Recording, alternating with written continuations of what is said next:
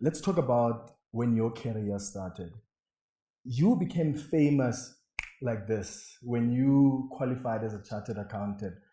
You didn't understand how big a deal it was, and then you suddenly saw cameras coming to your home.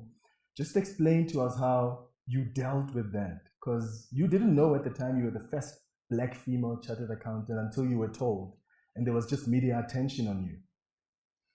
Yeah, I mean, I always say that I enjoyed my success for one day.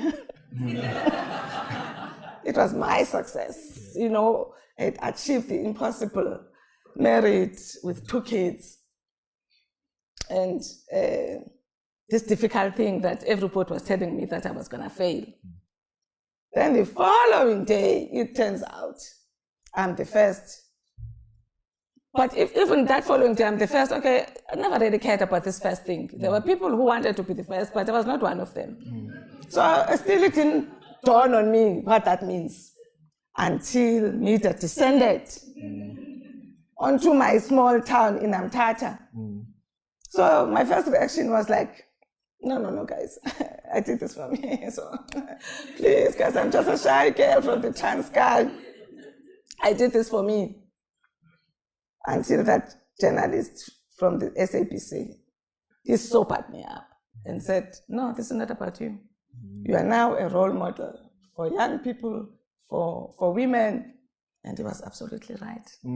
But there are people like who are like you, who are like, first Black female chartered accountant.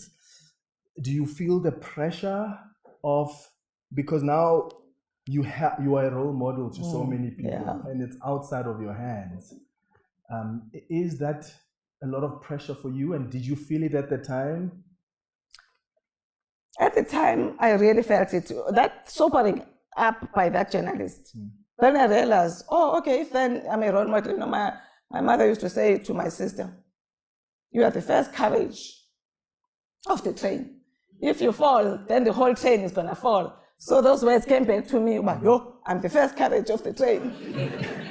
If I fall, everybody falls.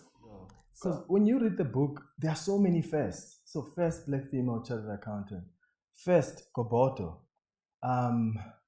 first on some boards, and you're mostly the only female or the only Black female. Does it get lonely when you are that first and you don't have the solidarity of your fellow Black sisters, your fellow Black brothers who understand the culture, who understand the difficult journey you've had? I mean, I always say that we're those pioneers who had to figure this thing out as we're going, you know, and we had no role models. I mean, Prof. Kutlu was a role model, but he was a man. And so you sort of had to figure this out and realize also that if you don't make it in these boardrooms, even from back then as a manager, as an executive, then, you know, all other women will be treated the same way. So which is why I decided very early to fight my way through. Did you put pressure on yourself?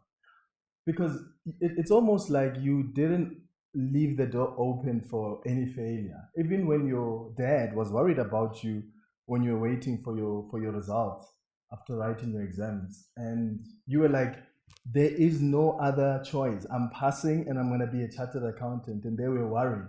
Your vision of a big Black accounting firm, you were very resolute about it, and you were like, there's no other choice. Either it happens or it doesn't. Yeah, I mean, remember, we grew up in a society where we were told that there were things that we couldn't accomplish. That always was at the back of my mind, that I'm going to prove that there's nothing I cannot do. So it became that theme behind everything that I did, that I can't fail. Because then I prove that there are things that I can't do. Because, I mean, there are all these young ones who are coming after us. So if, as Black women, we don't make it, then they lose hope also. So it was a lot of pressure. A lot of pressure.